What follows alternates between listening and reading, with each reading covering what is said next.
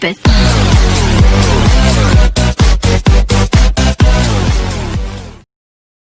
Halo guys, saya kembali lagi. Di sini saya akan membuat video tentang karya tulis ilmiah, di mana di sini saya akan menjelaskan mengenai tentang karya tulis ilmiah. Oke, perkenalkan, nama saya Ali Syahri Hasibuan, NIM 32024220004 di mata kuliah penulisan karya ilmiah, dosen pengampu Bapak Daniel HP Simanjuntak. Jadi, saya sebagai mahasiswa di Universitas Negeri Medan, jurusan Pendidikan Antropologi semester 1.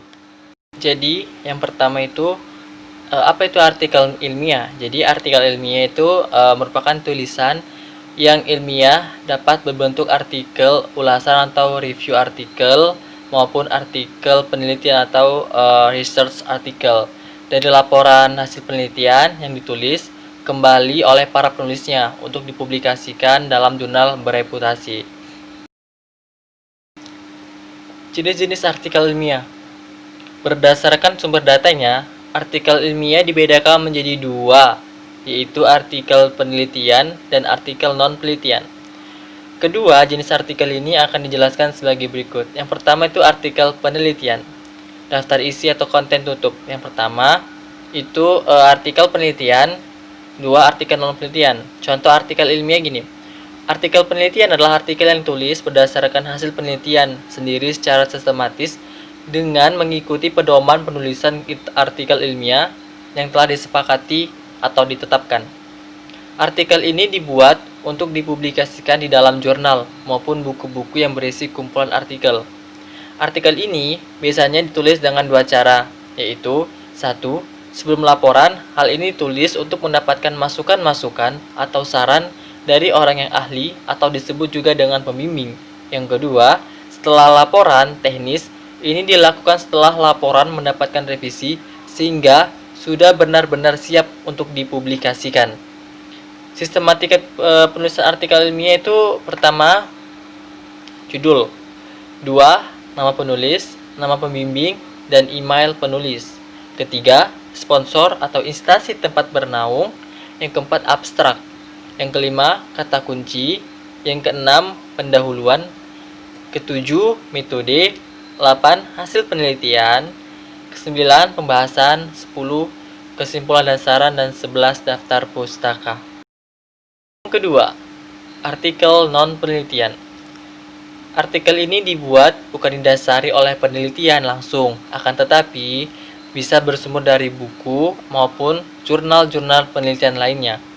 Meski begitu, artikel non-penelitian juga ditulis secara sistematis dan terstruktur.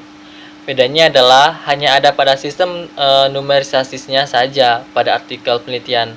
Sistem penomoran harus ada, sedangkan artikel non-penelitian tidak menggunakan sistem penomoran, baik angka maupun abjad. Artikel ini hanya berisi paragraf-paragraf yang terdiri dari 10 hingga 20 halaman.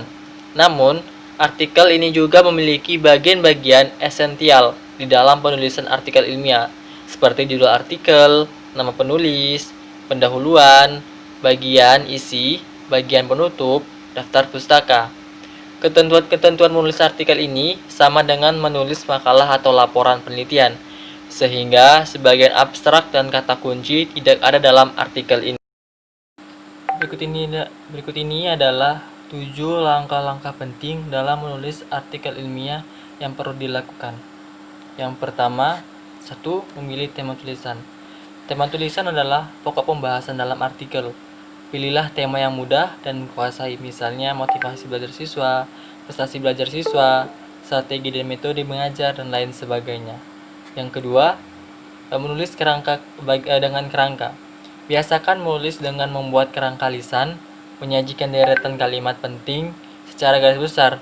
Hal-hal apa saja yang ingin ditulis, misalnya tema artikel prestasi belajar.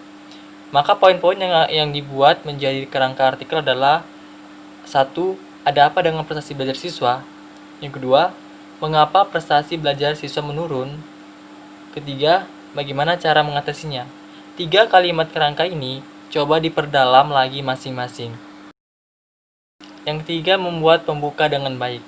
Kalimat pada paragraf pembuka ibaratkan sebuah etalase tokoh yang memamerkan barang-barang bagus yang dan disusun dengan rapi. Tujuannya adalah menarik perhatian calon pembeli. Begitu pula halnya dengan fungsi paragraf pembuka sebuah artikel ilmiah. Dan yang keempat, menuliskan gagasan pokok secara gamblang. Tulisan ilmiah populer hanya berkisar 2,5 sampai 3,5 halaman. Oleh sebab itu, kemukakan gagasan pokok tulisan di bagian awal paragraf. Dengan demikian, pembaca dapat menangkap apa yang hendak disampaikan oleh penulis. Yang keenam, mempelajari cara dan gaya penulisan. Sebenarnya bahasa yang baik dan benar itu bersifat relatif. Namun, sebagai panduan bagi penulis adalah media cetak mana yang kita pilih untuk mengirim tulisan. Setiap media cetak itu mempunyai cara dan gaya penyajian yang berbeda-beda. Maka, pelajari cara dan gaya penulisan media yang dituju. Yang ketujuh, menutup artikel dengan paragraf yang kuat. Yang tak kalah penting adalah membuat paragraf penutup yang kuat. Artinya, semua gagasan pada paragraf sebelumnya harus diperkuat pada paragraf terakhir. Biasanya boleh dipergunakan kalimat berupa kesimpulan dari apa yang telah dibahas.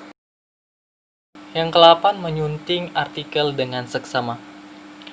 Tahap yang paling lama membutuhkan waktu adalah menyunting artikel yang sudah berhasil dibuat. Periksa kembali segala kata, kalimat, dan paragraf yang ada. Begitu pula ejaan dan tanda baca. Biasanya, editor media cetak enggan mengedit artikel kiriman yang terlalu banyak kesalahan pada ejaan-ejaan dan tanda baca. Dalam menyunting artikel, bisa juga meminta bantuan pada teman. Namun, kalau disunting sendiri, anggaplah kita sendiri orang lain yang sedang membaca artikel itu. Oke, demikian saja 7 langkah menulis artikel ilmiah untuk disebar melalui media massa.